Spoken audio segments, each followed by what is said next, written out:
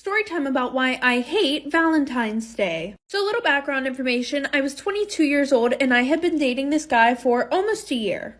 And we're gonna call him Jimmy. Most of Jimmy and I's relationship had been long distance because literally after 2 months of us dating, he was offered a job in a different state. And I never worried about him cheating on me or anything like that because he seemed like a really honest and genuine guy. But of course I was wrong because he said that he couldn't do anything for Valentine's Day because he had to work. So I'm sitting there and I'm like, oh, well, I'm just gonna fly to him, so we can spend Valentine's Day together. And it'll be a nice surprise. So a few days before Valentine's Day, I get my plane ticket and I wanted to do something special. So I wore some nice lingerie under a trench coat. Well, fast forward, my plane lands and I get an Uber to his apartment. And when I knock on his door, I hear a woman's voice from inside saying, "Don't worry, I'll get the door." Like for part 2. Part 2 about how my best friend made my whole school hate me. So like I said, we were all friends in the group, but I was Layla's best friend. So her and I would pretty much boss everybody else around. But one day Layla tells one of our friends, Nova, to go and listen to what Ivy and her friends were talking about during lunch. Because Nova had friends who sat at the same lunch tables as them. Well, I guess Ivy was talking about how she was going to try to talk to every guy that Layla talked to just to make her mad. And that started a whole war. Layla and I have a sleepover that same night and she's like, we should make an Instagram account and expose her. Now, Ivy was notorious for sending out explicit pictures to guys. Like, even if she didn't know them, she loved the attention from guys. So Layla told me that we were going to make a fake Snapchat account and try to get her to send pictures. I'm not going to lie, it was kind of sad. She literally sent them within 5 minutes of Layla texting her pretending to be some guy. After that, we both made Instagram accounts that were named Exposing Ivy or something along those lines. And we made 2 accounts just so that way, if one got taken down, hopefully the other one would stay up. We posted the pictures on there and a lot of people saw them, like for part 3. Storytime about why my sister is probably worse than yours. So a little background information, my sister and I were both 16 and in our sophomore year of high school. And yes, my sister and I were twins, but we were the complete opposite. She was a girly girl and I was a tomboy. But the summer before our sophomore year, we both got grounded because we were driving my dad's car without our license and we wrecked it. So we ended up spending all summer together, which was very unusual because it was like her and I were acquaintances living in the same house. Well, over that summer, we got super close and she ended up turning me into a girly girl. She taught me how to take care of my skin, do my hair, do my makeup, and how to dress. Now, mind you, once we got into high school, she never spoke to me because I wasn't a part of the little clique that she was in. So she was like, yay, you can finally hang out with my friends and I'm super excited. So school starts, I end up becoming friends with all of her friends, and my sister's really good friends with this one boy. But she had always said that she never liked him like that. So she introduced us, him and I started talking, and we both ended up liking each other. Like for part 2. Part 2 about why I hate Valentine's Day. So like I said, I Uber to his apartment and I knock on the door and I hear some woman from inside say, "Don't worry, babe, I'll get it." So I hurry up and try to tie my coat because I had untied it thinking that my boyfriend was going to open the door. But no, why would my boyfriend open his own door to his own apartment that he lives alone in? So she opens the door and she's like, "Hi, what can I help you with?" And I'm like, "Oh, is this apartment blah, blah, blah?" And she's like, "Yeah." I'm like, "Oh, well, is Jimmy here?" And she was like, "Yeah." So she calls Jimmy over to the door. I look directly at him and I'm like, "Oh, is this like your friend or something?" And she's like, "Excuse me, I'm his fiance." So I'm looking at him all confused and I start screaming that he's a liar, a cheater. He's like, "Babe, go call the police. I have no idea who this woman is. She sounds crazy." So his fiance walks away and he goes, "I'm sorry, I'll call you later." And then security escorts me off the property. Needless to say, I never talked to him ever again. Part 2 about how my boyfriend cheated on me with the girl best friend. So like I said, she would still hang all over him and he pretty much told me, "If you don't like that, then you can leave." Obviously, I did not want to leave because I liked him and he was my boyfriend. So I just kept putting up with it and eventually, we got 6 months into our relationship. So at that point, I'm thinking maybe I have a little bit more authority, to be like, "Hey, I don't like the way that she acts around you. You guys can't hang out like that anymore." And they would hang out alone together. He would take her to dinner, which I literally tried telling him that the stuff that they do together is relationship stuff. And he was like, "That's not true at all because we did all of this stuff before you and I even got together." So anyways, like I said, 6 months in, I'm like, "Hey, I don't like the way that you guys are hanging around each other." Once again, he gives me the same excuse. So he pretty much said that he didn't care. And the one night him and I were supposed to hang out, but he canceled on me last minute. And her and I didn't get along and she never Snapchatted me before, but then I get a Snapchat of her and him making out at his house. Part 2 about how I almost got kidnapped at a grocery store. So like I said, I parked all the way in the back of the parking lot. I mean, okay, not all the way in the back, but I was damn near close. So I go in, and I'm not too familiar with this Target. I've only been here a few times because the mini market in my hometown is usually the one that I go to. So I'm looking around, and I realize that there's this little girl following me. But it seemed like she was more like keeping an eye on me. Like she would stand like 20 feet behind me, but just like stare at me, peek through the aisles. And she did that for like 10 minutes. But whenever I finally went up to the checkout, she was gone. And this woman came up to me. She was like, "Oh my gosh, have you seen my daughter? She was running around the store. I don't know where she is." So I described the little girl to her that I saw. And she was like, "Yeah, that's her. I can't find her. Will you please help me look for her?" And I didn't have the time for this because my parents were going to wring my neck, but I said, okay. Story time about how my cat got me grounded. And yes, I mean my literal pet cat got me grounded. So a little background information. I was 16 and I was a freshman in high school, and my parents were extremely strict. Now, of course, there was the usual no hanging out with boys, no hanging out with anybody on the weekdays. Well, my parents took it a step further. Actually, no, they took it like 10 miles further.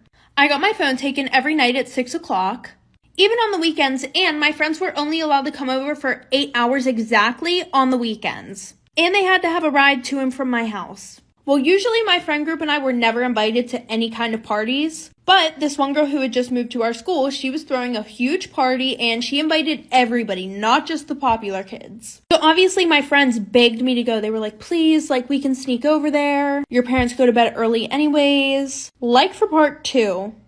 Story time about how my best friend made my whole school hate me. So a little background information. I was 13 and in 8th grade, and so was my best friend, who we are going to call Layla. And we met at a birthday party of a mutual friend during that summer. And all three of us started to hang out every day. And then when school started back up, the trio fell apart. Because our other friend Alice went to a different school, so she couldn't really hang out with us as much. When we first started school, there was this boy that I met and I really liked him and we started dating. But Layla and I had our own little friend group. There were 5 of us. Then there was this girl named Ivy. She had 4 people in her group, and our friend groups did not like each other at all. There was maybe one person from both groups that hung out with the other group, but that was it. And the only reason why none of us were friends was because the main girls, like the leaders of the group, used to be best friends. But then Ivy went behind Layla's back and started talking to this boy that Layla liked, and that's literally why they're not friends anymore. Well, all of us in the friend group were friends, but I was Layla's best friend. Like for part 2. Part 4 about how my best friend made my entire school hate me. So like I said, Layla and Ivy talked my boyfriend into breaking up with me the week that I was suspended. They showed him fake text messages between me and some guy that doesn't even exist. And then they also faked a conversation between Layla and I, and it's me saying, "OMG, this guy's so hot, I'm gonna leave my boyfriend for him." And I was getting called a cheater, and when I went back to school the next week on Monday, it was terrible. People would whisper and laugh at me when I was walking in the hallway. I would be in the bathroom and there would be girls talking about how weird and disgusting I was loud enough so I could hear them. Every lunch table that I sat at, Layla and Ivy would sit at the other end with all their friends and just talk about me the entire time. Well, after this situation, I finally decided that I was going to do online school for the next 2 months and then hopefully have a fresh start in high school. All the girls and I were changing in the locker room, and we went to gym class. Ivy asked if she could go to the bathroom, which of course was in the locker room. After gym class, I get changed into my clothes, and all the girls start laughing at me when my teacher says, "There's a hole in the back of your pants." And yes, I did try telling my teachers about this stuff that was going on, because we all should know by now, schools are notorious for not doing shit to help students that are being bullied.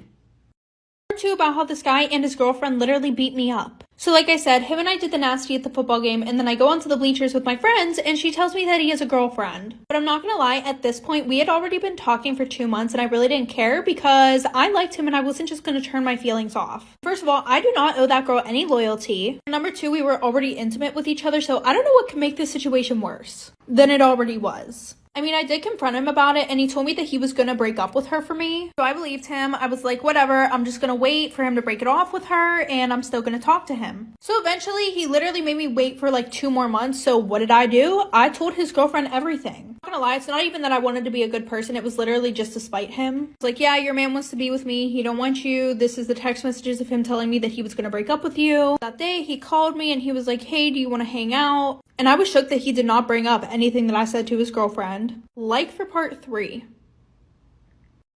Storytime about how I almost got kidnapped at a grocery store. So a little background information. I was 16 and it was during the summertime. And I was super excited because I had just got my license. But my parents had this idea that if they made me drive around and do all their errands, that I would be a better driver.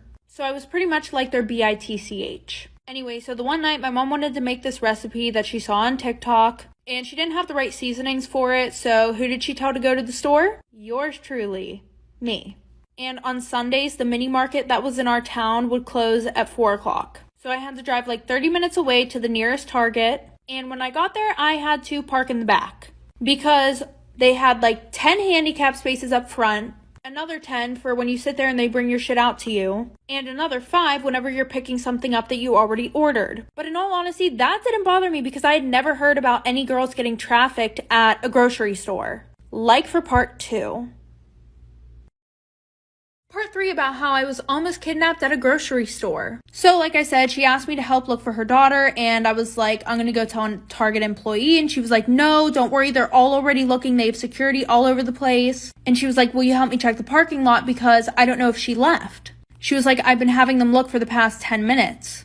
So I didn't think anything of this because I didn't think that some lady would try to kidnap me. So I went into the parking lot with her and I'm like, okay, where do you think she would have went? Like, did you drive here? Did she maybe go to the car? And she was like, no, we live like 5 minutes down the road. Do you think that we could get in your car and drive around? And I said, yeah, because I thought that it would speed up the process. And my dad's truck was really high off the ground. So while we're walking, I'm like, I think someone's under my car. And she was like, what? No, it's probably just the shadow. And I'm like, no, there's someone under my car. So I turn around to walk back into the store and she starts like pulling my arm towards my car. So an employee called the police whenever I went in there, and long story short, they were trying to kidnap me.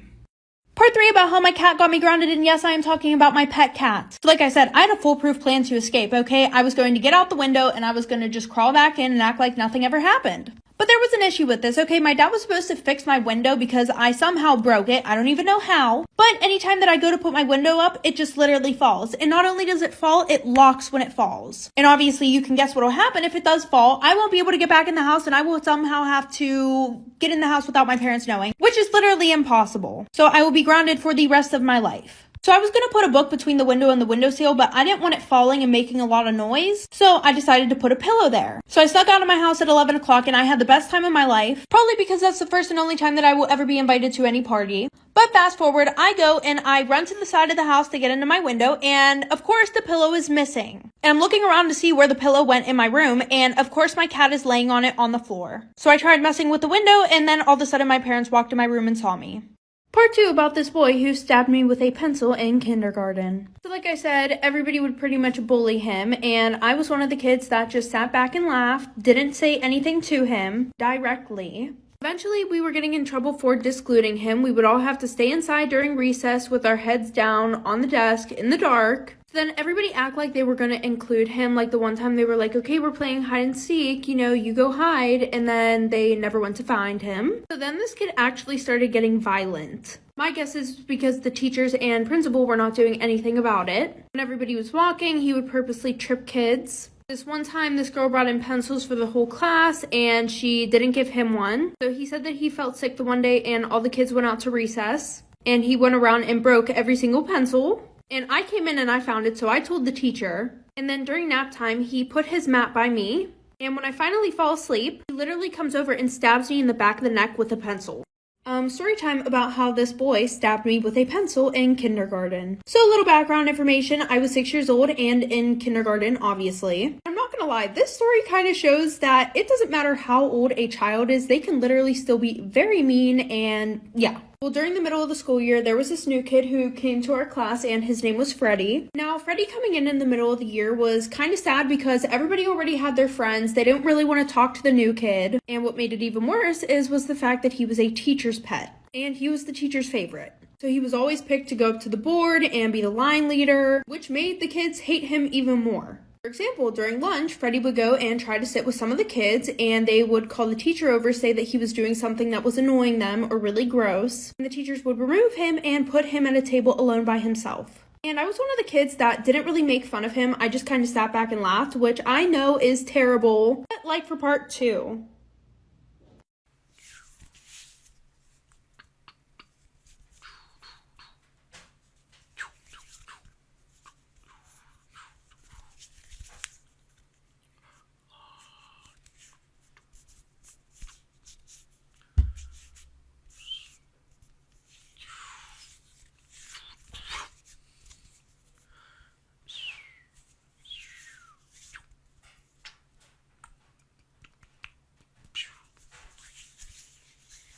Part 3 about how my best friend made my entire school hate me. So like I said, Ivy sent the pictures and everybody saw them. And I'm talking even the people in high school. The next day, Ivy and Layla are in the same science class together. And none of their friends were there that day, so they ended up working on a group assignment together. And just like that, they were best friends again. Well, I get thrown under the bus, the teachers come and pull me out of my class and they search my phone and they find the Instagram account on my phone. Then when I told them it was also on Layla's phone, they went on her phone and they didn't find anything, of course. I get suspended and Layla and Ivy tell everybody that I was the one who made the fake Snapchat account and the Instagram accounts. And the whole week that I was suspended, I was getting messages from a lot of people that I went to school with and people that I didn't even know from high school. I was getting tagged in stuff on Instagram of people saying how much of a weirdo I am. Well, a few days into my suspension, Layla and Ivy talked my boyfriend into breaking up with me. They faked text messages between each other and made it look like I was talking to another guy. And then they faked another conversation between Layla and I. Like for part 4.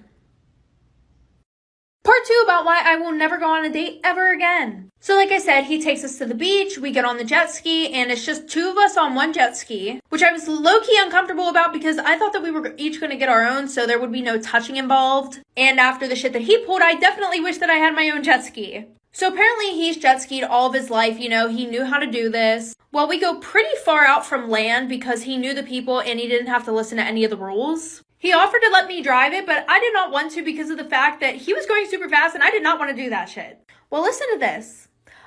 He flips us off the jet ski, right? And when he does that, all of a sudden it hits me. I am in the middle of the ocean. Like there's sharks, there's other things, there's creepy things, mysterious things we don't even know about. I literally start crying and he thinks it's funny. He gets on the jet ski and literally drives away.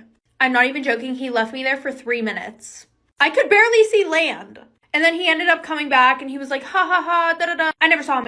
Story time about why I will never go on a date ever again. So a little background information. I was 20 years old and I had just gotten out of a long-term relationship. Now, I had just gotten out of this relationship like a month before I went on this date. And I had absolutely no intentions of looking for a guy, but I was up for, you know, flirting with them and going on some dates. Well, the one day I am at the gym in my apartment building. And there's this guy who's walking on the treadmill next to me, and I get off and he gets off at the same time and he starts up a conversation with me and we had started talking about how I never went jet skiing. And he was like, oh, well, do you want to go jet skiing on Tuesday? So I just decided to put myself out there. I said yes, and bam, we had a date the next day. So I meet him at his car and we go on this date. He did end up paying, which was very nice. But anyways, you know, we're on the jet ski and we're in the middle of the water. I was kind of weirded out because I didn't think that we would have to be that close with each other. Like for part 2. Part 2 about why my sister is probably worse than yours. So like I said, my sister and I start school, I become friends with her friends, and she introduces me to this guy that she's been best friends with for a while. Him and I end up talking, I really like him, he really likes me. And my sister would always hype me up. She would be like, oh my god, you should get with him, he's such a nice guy, you guys would look so great together. So the one night he asked me if I wanted to go on a date with him, and of course I said yes, so I ran to my sister's room, I was so excited to tell her. So I knock on her door, I go in, and I'm like, oh my gosh, guess what? She's like, what? I'm like, he asked me out on a date, and she just sits there and stares at me. And when I ask her what's wrong, she's like, oh my god, you knew that I liked him, you're such a bad sister, I would have never done this to you. So then I started to feel bad, but then I didn't because I remembered how she used to hype me up. So the next day, a few hours before my date, she comes in my room. She's like, hey, I'm really sorry about how I acted yesterday. I would love to help you get ready for your date if you'll let me. I feel so bad. And we're sisters, so of course I get over it, and I tell her yes, I want her to help me, like for part 3. Part 3 about how this girl and her boyfriend literally beat me up. So like I said, I told his girlfriend everything about how he didn't want her. I sent her the receipts and everything. And then she has the audacity to tell me I'm disgusting, I'm this, I'm that, saying that I'm gross for even doing anything with him. I should have known that he had a girlfriend. I should have told him off. Like, sis, your man did not mention you once. He didn't even mention you as an ex-girlfriend, so put the blame on him, not me. So later that day, he invites me over, and I am shook because I at least thought that he was going to bring it up and be like, why did you text my girlfriend? So I thought that maybe she was one of those girls where she's like, OMG, my man is never wrong. I'm not even going to confront him because I don't want him to break up with me, and it just wasn't his fault. So fast forward, I get to his house. I usually just walk in because I've been over there so many times. Well, as soon as I walk in the door, him and his girlfriend start wailing on me. I ended up with a few broken ribs, but I also ended up pregnant with his child. His family thinks that he should be with me since I'm having his kid. She decided to stay with him, so she comes to every prenatal appointment. Part 3 about why my sister is probably worse than yours. So like I said, she asked me if I want help getting ready. I say yes. And my family's super Italian, so we have thick, dark hair that grows in everywhere. Like, I literally have a unibrow, and the peach fuzz that's above my lips looks like a mustache. So my sister's like, hey, do you want me to wax your face? And I say yes. And she definitely wasn't over the situation, and she wanted me to be in pain because I begged her to use this IPL device on me called which was basically at-home laser hair removal, but safer, and it did not hurt at all. So my sister hasn't had to deal with hair in literally months. So I begged her to use on me, and she's like, no, either you can let me wax you or you're going on this date with a mustache. So of course I gave in to her waxing my face. We go grab my mom's wax, which has probably been sitting in her cupboard for literally 6 years. My sister puts it in the microwave, and then I lay down on the kitchen table, and she goes to put the wax on me. I already knew this was going to be painful. As soon as the wax touched my skin, I literally started screaming, and she was like, stop being a baby, and she put more on me. I knock the container over, it gets all over me. When I get to the hospital, I figure out that I have 3rd-degree burns, and my sister did it on purpose. Part 2 about how my cat got me grounded, and yes, I am talking about my pet cat. So like I said, my best friends are begging me to come out of the house. They're like, listen, do whatever you have to come to this party. This is the first and probably only party that we will ever be invited to in our entire lives. So at this point, I start planning to sneak out of my house. So my parents usually go to sleep at around 9:30, 10 o'clock at night, and they usually wake up at 5:30 in the morning. But since this party was on a Friday, obviously my parents aren't going to wake up at that time. They'll usually wake up around maybe 9, 10 o'clock in the morning. So this gave me a perfect amount of time to do what I needed to do, come back, and not get caught. But just in case, I made sure to turn off any alarms on their phone. But I also had to make sure that I had a foolproof plan to get out of the house and get back in. Now, of course, I couldn't go through any of the doors in the house because of the stupid Ring doorbell. But there was one thing that did work in my favor. So my dad had been slowly but surely installing the window security alarms, but he hadn't made it to my room yet, so I was good to sneak out of my window. And thankfully, my window was on the 1st floor. Like for part 3.